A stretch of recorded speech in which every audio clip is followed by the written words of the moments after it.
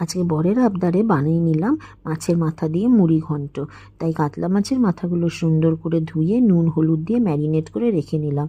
আর একটা কড়াইতে কিছুটা সর্ষের তেল গরম করে মাছের মাথাগুলো সুন্দর করে ভেজে নেব। মাছের মাথাগুলো ভাজা হয়ে গেলে আমি নিয়ে নিচ্ছি কিছু ইনগ্রিডিয়েন্টস, যেগুলো আমি তোমাদেরকে ডেসক্রিপশন বক্সে বলে দেবো। তারপরে নিয়ে নিচ্ছি দুটো আলু, ছোটো ছোটো টুকরো করে কেটে নেব।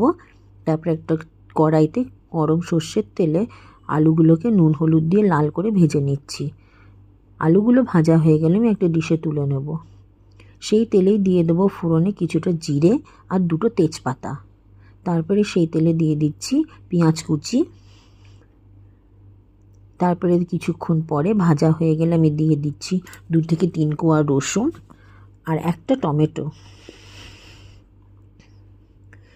তারপরে কষানোর পরে আমি দিয়ে দিচ্ছি নুন আর হলুদ। বেশ কিছুক্ষণ কষিয়ে নেওয়ার পরে আমি দিয়ে দিচ্ছি 1 চামচ মতন জিরে বাটা। আবার কিছুক্ষণ কষাবো। যখন দেখব তেল ছেড়ে এসছে তখন আমি দিয়ে দিচ্ছি ধুয়ে রাখা গোবিন্দভোগ চাল। গোবিন্দভোগ চালটা দিয়ে আবার বেশ কিছুক্ষণ কষিয়ে নিয়ে আমি দিয়ে দেবো ভেজে তুলে রাখা লাল করে আলুগুলো।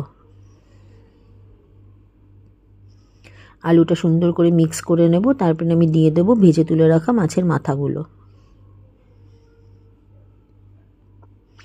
সেগুলো সুন্দর করে মিক্স করে নিলাম। তারপরে আমি দিয়ে দিলাম পরিমাণ মতন জল। তারপরে একটা লিড নিয়ে কিছুক্ষণ ঢেকে রেখে দেওয়ার পর লিডটা খুলে আমি দিয়ে দিচ্ছি কিছুটা লঙ্কাগুলো সুন্দর করে মিক্স করে দেব।